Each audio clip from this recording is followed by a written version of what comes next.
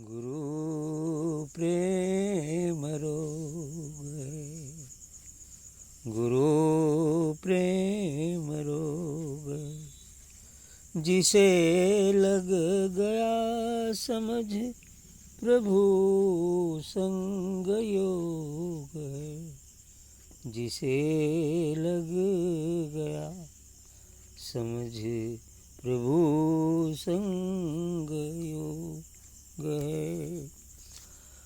गुरु प्रेम रोग है, गुरु प्रेम रोग है। जिसे लग गया समझ प्रभु संग योग है। गुरु ज्ञान मिलता नहीं मोल से, गुरु प्रेम मिलता नहीं तौल से। गुरु ज्ञान मिलता नहीं मोल से, गुरु प्रेम मिलता नहीं तौल से। श्रद्धा रहे धीरज रहे तो खुद ही लागे योग है। श्रद्धा रहे धीरज रहे तो खुद ही लागे योग है।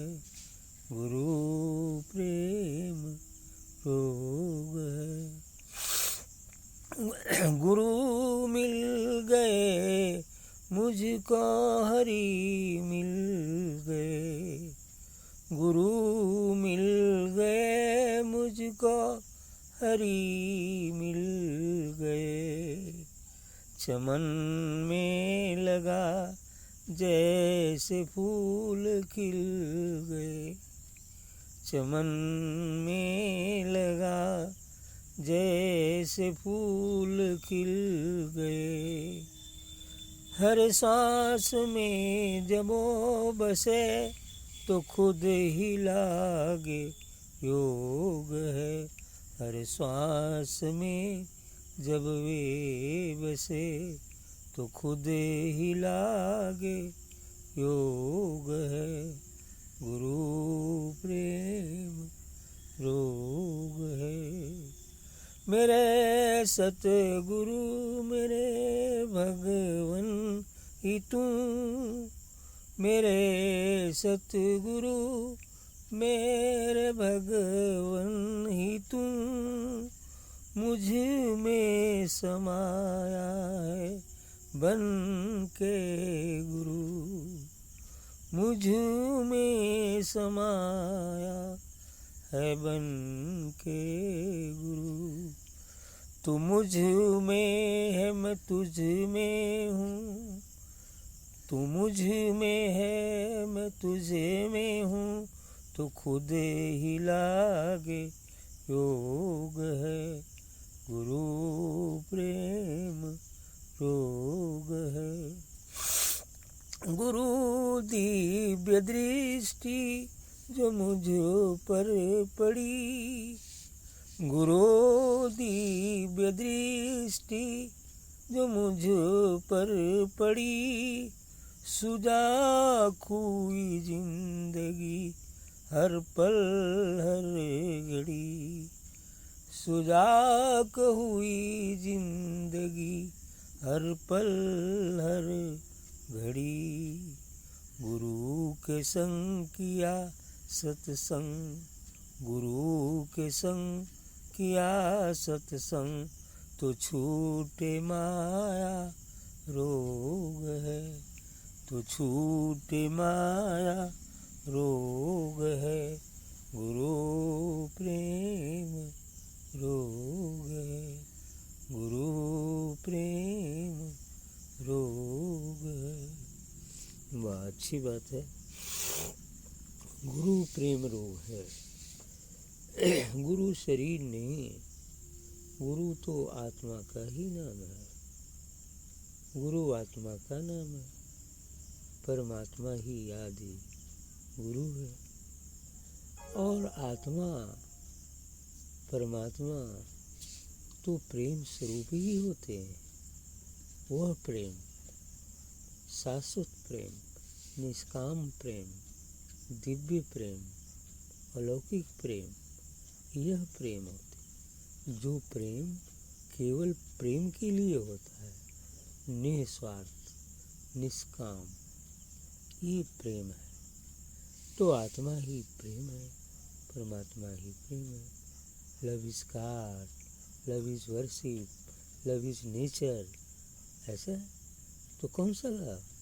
ये शाश्वत प्रेम, आत्मिक प्रेम, आध्यात्मिक प्रेम, ये प्रेम प्रेम होता है। तो गुरु चूंकि शरीर होते हुए भी नहीं शरीर है, आत्म रूप है, तो प्रेम का ही तो स्वरूप है। और इतनी नहीं कि केवल मनुष्य ही, बल्कि अन्य जीव भी जहाँ पूर्ण सद्गुरु होते हैं उनको शांति मिलती है और वो वहाँ पहुँच जाते हैं। क्यों? केवल प्रेम के लिए, कोई स्वार्थ नहीं उन जीवों का, न तो सद्गुरु का ही। बस वो प्रेम को प्राप्त करने के लिए, आनंद को प्राप्त करने के लिए, शांति को प्राप्त करने के लिए वहाँ पहुँच जाते हैं। जैसा हमने कई बार कहा भी था कि कोई एक सूफी फकीर थे, मोहम्मदन, किसी जंगल में कुटिया बना के रहते थे। एक बार का जिक्र है कि कोई उनका दूसरा साथी था जो वो भी फकीर था। तो एक दिन इस दूसरे फकीर को पता चला, दिमाग में बात आई कि चलें थोड़ा महात्मा जी से मिला। तो जब वो महात्मा जी खोजते खोजते जंगल में पहुंचा तो देख रहा है कि महात्मा जी ध्यान की मुद्रा में है और सभी शेर, भालू, बंदर, सभी जानवर आके वहाँ बिल्कुल शांतिपूर्वक बैठे। और जब ये महात्मा उनके पास पहुँचा और जब जानवरों ने उन्हें देखा, दूसरे वाले महात्मा को, सब उठकर भाग गए, सब उठकर भाग गए। तो वो ध्यान जब टूटा उनका महात्मा जी का, तो वो पहले ये बताइए कि आप जब बैठे थे ध्यान में तो तमाम जंगली जानवर, शेर, भालू सब आकर बैठे हुए थे, और जब मैं आया तो भाग क्यों गए? हाँ, ये बताओ तुमने रात में मांस खाया था? तो कहाँ खाया तो था। तो बस उन सबों ने देख लिया, समझ लिया कि ये तो मांसाहारी है, ये तो मार के खा सकता है, भाग गए सब। हाँ, ये बात सही। तो ऐसे ही ये आत्मा, सद्गुरु व परमात्मा केवल प्रेम स्वरूप है। वो प्रेम शाश्वत प्रेम, ये संसार का राग वाला प्रेम नहीं। ये तो राग होता है, इसको प्रेम की परिभाषा ही नहीं। ये स्वार्थ परक प्रेम राग होता है, ये चीज है। प्रभु संग, तो जिसे लग गया समझ प्रभु संग योग है। यह प्रेम, यह निष्काम प्रेम यदि जिसको सद्गुरु से लग जाता है तो एक न एक दिन उसका योग भी उस सद्गुरु से हो जाएगा, प्रभु से हो जाएगा। ऐसा ही नियम है। इसीलिए कबीर साहब ने कहा कि यह प्रेम लागत लागत लागी, लगते लगते लगते तो यह प्रेम लगता है, और यह राग छूटते छूटते छूटते तब छूटता है। इसीलिए जिसको ये प्रेम लोग लग गया तो उसकी अहो भाग्य कि वह उस प्रभु से योग कर सकेगा, अपने निज स्वरूप को उपलब्ध हो जाएगा। गुरु ज्ञान मिलता नहीं मोल से, गुरु प्रेम मिलता नहीं तौल से। जो गुरु का प्रेम है, जो गुरु का ज्ञान है, वह मोल पैसे से नहीं खरीदा जा सकता। संत को कोई पैसे से नहीं खरीद सकता है, यही बात होती है। संत को पैसे से खरीदा नहीं जा सकता। इसलिए कह रहे हैं कि गुरु ज्ञान मिलता नहीं मोल से, ये कीमत देकर मोल नहीं खरीदा जा सकता। गुरु प्रेम मिलता नहीं तौल से, और गुरु के प्रेम को हम तौल तौल कर भी नहीं ले सकते, तौल तौल कर भी नहीं ले सकते। हाँ, एक चीज़ आगे कहा इन्होंने कि श्रद्धा रहे, धीरज रहे तो खुद ही लागे योग। गुरु में पूर्ण विश्वास, पूर्ण श्रद्धा, पूर्ण समर्पण हो जाए और जब ऐसा हो और साथ ही धीरज भी हो, क्योंकि धीरज जरूरी है, इसमें व्याकुलता नहीं, क्योंकि वहाँ धीरज की आवश्यकता है, प्रतीक्षा करना पड़ता है। अब जल्दी कुछ नहीं होता प्रतीक्षा करने से, क्योंकि वही गीता में जो किसी ने कहा कर्मण्येवाधिकारस्ते मां फलेषु कदाचन, अर्थात कर्म करो, फल की इच्छा मत करो। तो साधना करो, ध्यान करो, सत्संग करो, समय आएगा तो खुद ही दर्शन हो जाए। अब उसके लिए बेसब्री नहीं, धैर्य की आवश्यकता है। तो इसलिए श्रद्धा रहे, धीरज रहे तो खुद ही लागे। योग है, योग हो जाता है सदगुरु से। गुरु मिल गए मुझको, हरि मिल गए, चमन में लगा जैसे फूल खिल गए।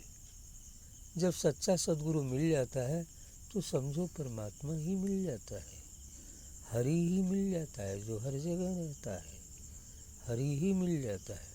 क्योंकि गुरु उस दिव्य, उस अलौकिक आत्मा परमात्मा का व्यक्त स्वरूप है। शरीर होते हुए भी वह भी वही है, यानी ये परमात्मा की एक अभिव्यक्ति है। क्योंकि परमात्मा वह निर्गुण, निराकार, निर्वाण है, तो उसको कैसे कोई जान सकता है। तो सद्गुरु उनको साकार भी है, निराकार भी है, दिव्य भी है, साकार भी है। तो उसके संदेश को उस शरीर के माध्यम से, एक माइक है, जैसे माइक में बोला जाता है, वैसे ही वो सद्गुरु ही इस शरीर रूपी माइक से बोलता है, ताकि जन कल्याण हो, परोपकार हो, दूसरों को सच्चे मार्ग पर लगाया जा सके। ऐसा ही है।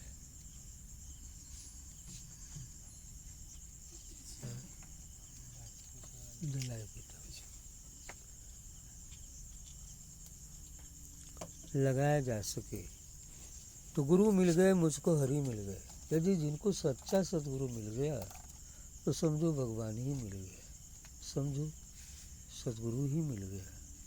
चमन में लगा जैसे फूल खिल गया, उसी प्रकार से हो जाता है जैसे बाग में फूल के पौधे लगे हों और फिर गर्मी से कोई फूल नहीं आ रहे हों, लेकिन पानी पड़ गया तो सभी पौधे हरे भरे हो जाते हैं और फूल भी निकल आते हैं। ऐसी जब साधक या जीव एक सूखी पौध के समान है, जब सद्गुरु मिल जाते हैं तो उनकी उस दिव्य स्वरूप या दिव्य प्रकाश की वर्षा रूपी जल जब उसके हृदय पर पड़ता है, ऐसा लगता है कुछ आज मिल गया, हृदय खिल जाता है। ऐसे ही धीरे धीरे ये बरसात होते होते एक दिन वह स्वयं दिव्य हो जाता है, योग हो जाता है गुरु से। ऐसा ही होता है। चमन, चमन में लगा जैसे फूल खिल गए। हर श्वास में जब वो बसे तो खुद ही लागी। अर्थात आपका कहना ये है कि श्वास श्वास पर हरि भजो, वृथा श्वास ना जाए, ना जाने की श्वास में आवागमन हो जाए। तो इस तरह श्वास श्वास जो हम लेते हैं, जो हम छोड़ते हैं, सद्गुरु की याद आनी चाहिए, रहनी चाहिए। यही याद ही धीरे धीरे धीरे हमें सद्गुरु से योग करा देती है, सद्गुरु के दिव्य स्वरूप से योग करा देती।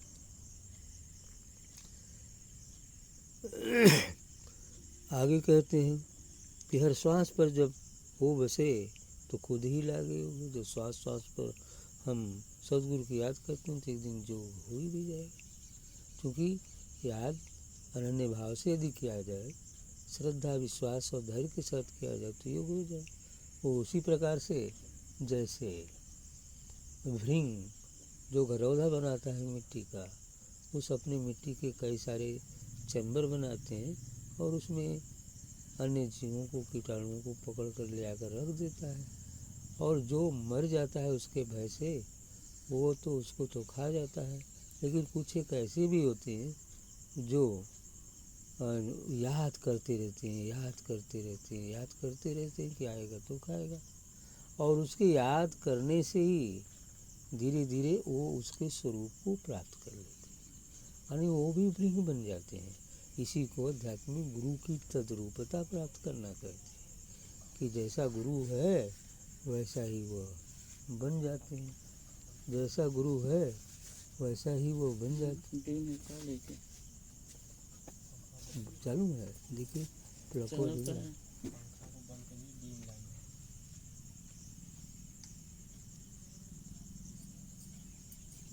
ठीक, चलिए हो सकता।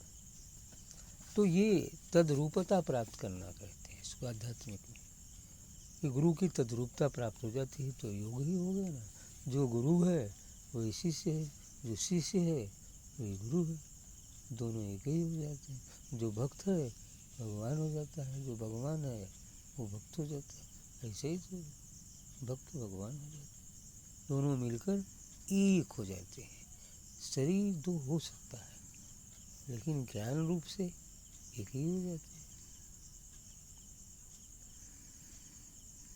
मेरे सदगुरु मेरे भगवान ही तू मुझ में समाया है बन के गुरु। भक्त का कहना है कि मेरी सदगुरु आप ही मेरे भगवान हो, आप ही मेरे ईश्वर हो, आप ही मेरे सब कुछ हो। और इतनी नहीं, मुझ में समाया है बन के गुरु, तू खुद गुरु बनकर मेरे अंदर समाया हुआ। आत्मा ही तो गुरु है, और आत्मा हम तो सब जीवात्माओं के पास है ना, सभी मनुष्यों के पास, सभी जीवों के पास भी वही है। तो इस तरह से वो गुरु जो है समाया है, हर कण कण में विराजमान है, हर जीव में है, हर जड़ चेतन में है, और मनुष्यों में भी, सब जीवों में है। हालात जानने का अवसर केवल मनुष्य शरीर में ही है, अन्य शरीरें तो केवल भोगने के लिए बनाई गई हैं, मनुष्य जीवन में किए गए ही कर्मों का फल। तू मुझ में है मैं तुझ में हूँ तो खुद ही लागे योग। जब ये समझ में आ जाए कि मैं तू मुझ में है, पहले तो ये समझ में आता है कि तुम ही मेरे अंदर हो, अब फिर ये समझ में आता है कि मैं तो तुम्हारे अंदर ही हूँ। ऐसा हो जाए, ये आकाश हमारे अंदर है, ये समझ में आ जाए तो फिर ये समझ में आता है आकाश हमारे अंदर। लेकिन एक स्थिति ऐसी भी आती है कि जब देखते हैं कि मैं खुद आकाश के अंदर है ना, मैं खुद आकाश के अंदर। वो कहा न कबीर साहब ने, पानी बिच मीन पियासी रे मैं सुन सुनावत हाँसी। पानी में है, उस मछली की उत्पत्ति पानी से ही है ना, पानी से वो बनी हुई है, पानी में रहती है, फिर भी प्यासी है। न जानने से पानी की पहचान नहीं है, इसलिए वो प्यासी है। उसी तरह से इस अंतरिक्ष में वह दिव्य ऊर्जा पूर्ण रूप से व्याप्त है, और इसके अंदर सभी इस तमाम अनेकानेक ब्रह्मांड तथा उस ब्रह्मांडों में रहने वाले समस्त जीव मछली की भांति हैं, परमात्मा महासागर की भांति है, दिव्य ऊर्जा के महासागर के रूप में है, चारों तरफ है, हर कण कण में विराजमान है। लेकिन जीव प्यासा है, बेसब्र है, बेचैन है, सुख दुख उठा रहा। क्यों? इसलिए उस दिव्य ऊर्जा का उसे पता ही नहीं है। इसी कारण से वह अशांत है, वह बेचैन है। जिस दिन जान जाएगा तो वही हो जाएगा कि तू मुझ में है मैं तुझ में हूँ, ऐसे ही हो जाएगा। हैं तो खुद ही लागे योग, ऐसा हो जाए तो योग खुद ही हो जाएगा। योग कब क्या है, योग हो गया। गुरु प्रेम रोग है, इसलिए गुरु के प्रति यदि प्रेम रोग नहीं लगा, इसका मतलब सच्ची भक्ति नहीं क्योंकि प्रेम रोग लगेगा ही तो विरह भी होगा, और विरह ही होगा तभी आगे बढ़ेंगे, है ना। ये अनन्य भक्ति। गुरु दिव्य दृष्टि जो मुझ पर पड़ी, सुजा कोई जिंदगी हर पल हर घड़ी। यदि गुरु की नज़र जिस पर पड़ जाए या पड़ गई भक्त पर, तो उसकी ज़िंदगी खुशहाल हो जाती है, हर पल और हर घड़ी वो आनंद में ही तो रहता है, चाहे संसारिक स्थिति कुछ भी हो, उससे क्या लेना देना है ना। वो तो जो होना है वो होगा ही होगा, उसको तो कोई रोक नहीं सकता। स्वयं ब्रह्मा विष्णु महेश भी तो नहीं रोक सकते, जो होने वाला है वो होगा ही होगा। लेकिन इसमें पूर्ण विश्वास और निष्कामता होनी चाहिए। गुरु की संग किया सत्संग तो छूटे माया रोग।